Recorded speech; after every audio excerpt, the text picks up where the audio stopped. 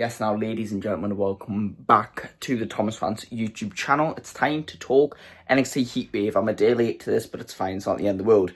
Now, while I still got one match wrong, this was better in terms of my predictions than previous events. And I'm so annoyed because I was this close to predicting everything perfectly correct. I mean, we kicked off the show with the triple threat number one contenders match: Jada Parker, Lola Vice, and Kalani Jordan. I still wish Lash Legend was in that and it was a fatal four-way, but it makes sense given that she lost to Nia Jax and Kalani Jordan. And I said I had this feeling about Lola Vice. WWE used her a lot more recently than they did with Jada Parker. Jada Parker's been somewhat absent, or more absent than she normally has, which doesn't scream that they're trying to push her. And so I had a feeling about Lola Vice, and boy, was I right. I mean, she won by rolling up, but she rolled up Jada Parker at the end of the day. And it was a great finish, and it was a great match. So I was right. At 1-0, it's going to be Lola Vice and Jacy Jayne at No Mercy, which is the next NXT PLE, I believe. And that's going to be a good match. Let's be honest. That's going to be a good match. But after, I mean, they treated Heatwave like an episode of NXT. They had backstage segments and cutscenes and everything. And Jada Parker and Lash Legend got into it a bit, so they're probably going to have a good match at some point, which I'm never going to complain about because they can put on a great match together.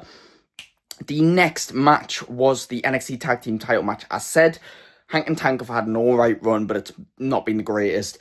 Dark State are a dominant team. They've been stirring up chaos. They just beat a massive mega team of NXT's biggest superstars.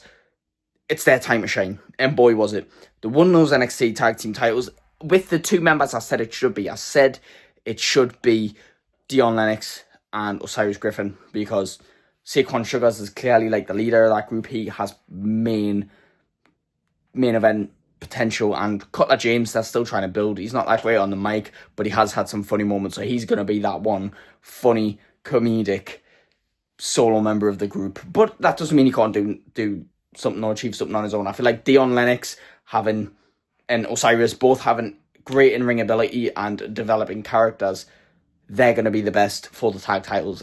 And boy, was I right again. So that was 2-0.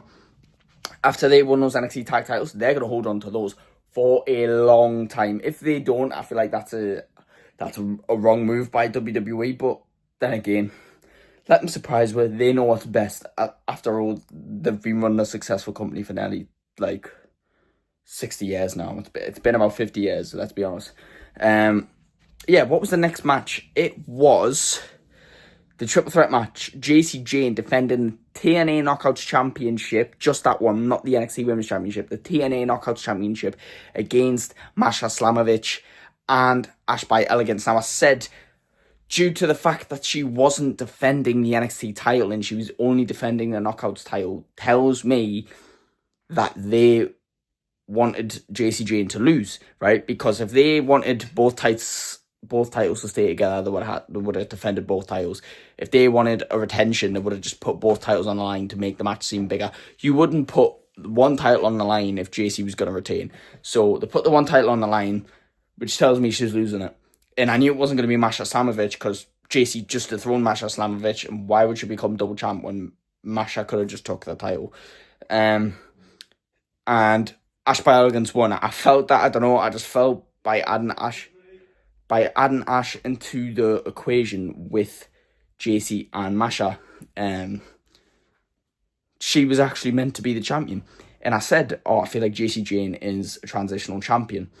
But obviously I was in reference to the NXT Women's Championship, which has actually held on to it for a while. Which, fair enough, because Jordan and Blake are doing their own thing, you know. But I wasn't wrong. She is a transitional champion, or she was a transitional champion, but just for the TNA Knockouts Championship. I mean, not the most transitional as transitional champions go. I mean, she's held the title for a couple of weeks, about a month or two now, so not bad. Not a bad reign whatsoever. But Ash by Elegance won. That puts me 3-0 up in the predictions. Now, the fourth match was Jordynne Grace, Blake Monroe. As much of a better wrestler as Jordynne Grace was, they're both all incredible, by the way. That was a great match. One of the best matches besides the main event, because the main event has to be the best match, and if it's not, it's a disappointing main event, let's be honest. But they put on a great match for a difference in styles. They certainly had chemistry. But I said this is NXT's two biggest female superstars, or what is meant to be NXT's two biggest female superstars, because you've got TNA legend Jordan Grace and you've got Blake Monroe, who made a name for herself outside of WWE. When both came to WWE, they had a massive reception. So it's obvious that they're the next ones up. And if they're already having a feud because they want to keep them out of the NXT Women's title division for now, it's going to be a big one and it's going to last a while. It's not going to be one match and done. And if it was one match and done, Jordan Grace would win, let's be honest. So the fact that they want to prolong this, I feel like Blake Monroe had to win. She didn't just have to win, she had to win with some shenanigans. And that is what happened. I mean, there was some shenanigans with the turnbuckle. Blake Monroe sent her into the turnbuckle and then hit her with a finisher and pinned her. And I feel like they're going to go on for another 1 or 2 matches. They're going to save them for PLEs though.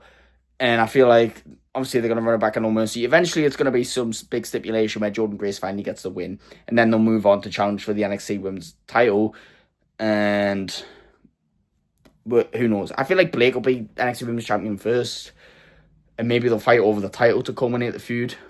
Maybe by, this is a good idea, Blake Monroe, the fact that she's just beat Jordan Grace, Jordan wants another shot, but Blake claims because she beat her, she gets a shot at the NXT Women's Championship. Now, obviously, Lola Vice is the number 1 contender for No Mercy, so maybe Blake and Jordan run it back at No Mercy, and Blake manages to get the win again, right, in whatever stipulation. She manages to cheat her way, or just maybe this time she actually won fair and square, and that pisses Jordan off.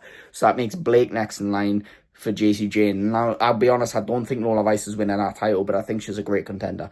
But what if Blake Monroe takes the title off of Jacy Jayne, and then when Jordan Grace and Blake Monroe have their final battle for that title, and Jordan Grace finally ends and culminates the feud, she wins that title off of Blake Monroe, I feel like that would be a great feud. These guys could feud for a year, and I feel like they could probably make it interesting if they don't just have Jordan Grace showing up and chasing Blake Monroe every week. They actually make it interesting. So, again, that made me 4-0 up in the predictions. Now, this is where I went wrong. Bear in mind, co-main event, I'm surprised by this. I thought this would be first match or second match out. But it was Team Canada versus Team USA. We had the NXT North American champion, Ethan Page, obviously a big star in NXT and a future big star in WWE, and main roster superstar Chelsea Green as Team Canada, and they were taking on Tavion Heights. Yes, the team of Tavion Heights and Tyra May Steele. Now, to me, this seemed like an obvious one. It felt like Team USA was going to win because, Ethan Page and Chelsea Green are 2 bad guys that could lose without harming their momentum. I mean, Ethan's title wouldn't be on the line. It's a tag team match. Chelsea Green could have got pinned and it wouldn't have harmed Ethan Page. And if Chelsea Green got pinned, that's fine because she doesn't go to NXT.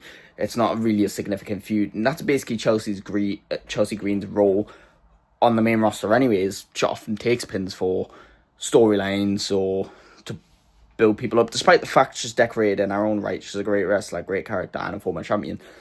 But it wouldn't harm her to lose this. And I feel like by Tyra May Steele gaining this win, I believe it's her first match on NXT, if not it's her first PLE match, definitely. This would obviously be the momentum she needed as the first ever women's gold medalist in WWE and the first ever female, or one of the first ever LFG's winners, because her and Jasper Troy both won. So the first ever winner of LFG, Tyra May Steele, and first ever Olympic gold medalist. This would be the perfect momentum she would need to propel into stardom, right? Because NXT's already stacked. Got Jacy Jayne as champion, Lola Vice as #1 contender, Jada Parker, Lash Legend, putting on bangers as future potential stars, Jordan Grace and Blake Monroe, future world champions and Hall of Famers that are putting on a great feud. Tyra May Steele, this win would put her up there. Tavion Heights, also an Olympian, someone who's just went solo after being in a faction for so long. This would be the perfect momentum to push him into a title match with Ethan Page so he can gain his own momentum. So this seemed like an alley-oop. This seemed like a no-brainer. But I was wrong.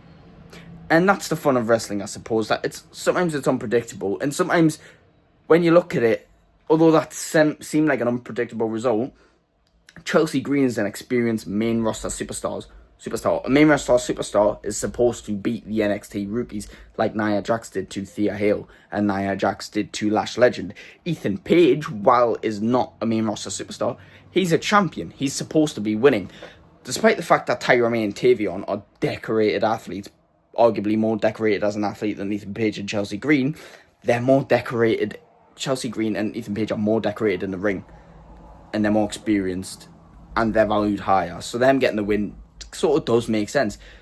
And the fact that I didn't see it coming shows the storytelling of WWE. It shows what wrestling makes us perceive. So I'm not mad at it, because the crowd was behind Chelsea so much that, like, they booed everyone else in the ring, even Ethan Page. Like, they were booing everyone that just wanted Chelsea Green, which is crazy, because you'd think with the whole Canada storyline, WWE was trying to get them to get booed, but it didn't work. They just wanted Chelsea Green.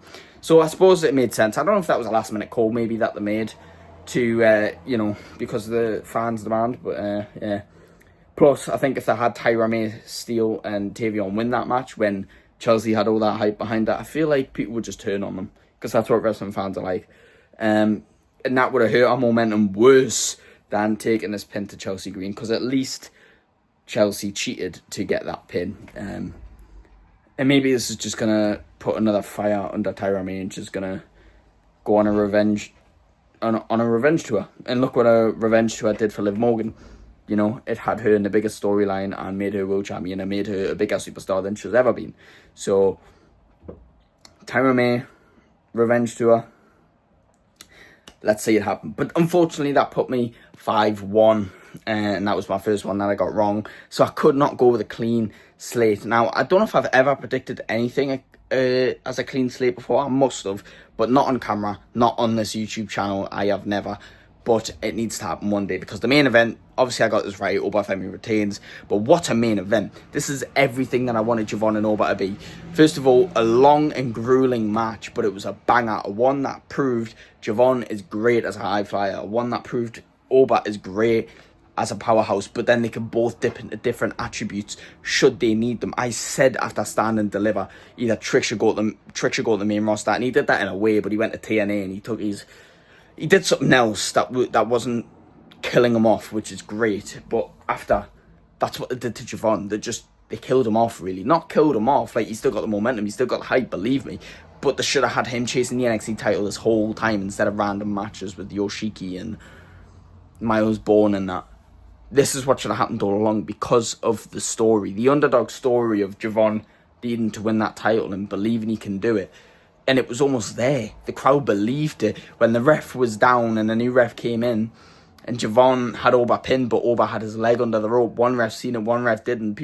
And one of the refs counted to 3. People cheered so loudly. That was the loudest pop of the night, was when Javon Evans pinned Oba Femi. But he technically didn't pin him, because if Oba's foot wasn't under that rope, would Oba have kicked out? We don't know. The fact was, his foot was under the rope, so the actual rules of wrestling say that doesn't count.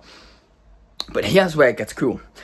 On NXT, we saw Javon Evans in an amazing banger match with TNA champion Trick Williams, where he took a dive from the ropes through the table, right? I don't know if he was actually hurt or if he was just selling it, but that was a champion, a massive star, and he took a massive bump in a massive moment. That would have done great things for him. He's done the same in this match when he nearly got the pin. And then he got launched by Oba Femi, which also does things for Oba Femi because it makes him look powerful. He got launched against a major champion through a table. He had that moment again, twice in 1 week. Javon Evans' stock, while he didn't win the title, has gone massively up because he's beat TNA World Champion and he's put on a banger match with NXT Champion and he's had amazing OMG moments in both of them. So this is not it for Javon and Oba. This is not it for Javon. I feel like Javon will be the one to dethrone Oba Femi. I'm just not sure if it's yet. I'm not sure if it's in this storyline, but it's somewhere down the line. When Oba Femi eventually loses that title, whether it's in next month, whether it's in next year, Javon Evans has to be the one to do it. It is the perfect story. And we say Sami Zayn's the ultimate underdog, but we've got to stop saying that. It's Javon Evans. Javon Evans is the ultimate underdog. I mean, the way he wrestles alone says it. So yeah, that's my reaction to NXT HEATWAVE. Great pay-per-view. I mean, like, NXT never put on bad shows, like, genuinely, because NXT, whatever they lack in storytelling ability and their on-screen aura and promos, you know, because they're still developing, they're still learning to WWE standards. I mean, a lot of people are former stars from other promotions, which helps bring up the talent. But one thing you can count on for NXT is great in-ring matches because they're fresh, they're young, they're hungry, they put on the best matches. Just an episode of NXT has a better match than a main roster PLE. Mark my words, compare the two, I swear down. So an NXT PLE will have a great match quality. But yeah, that's my opinions, that's my reactions to NXT Heatwave. Let me know what you thought about it in the comments below. That's the first time I'm ever saying that, actually. Please like and subscribe. Tune in later for my Raw reaction. I've still not watched it, despite it being UK time last night. I'm an idiot. I'm not really. I was busy. Thank you all so much for watching. Please like and subscribe, and I will see you in the next one. Goodbye.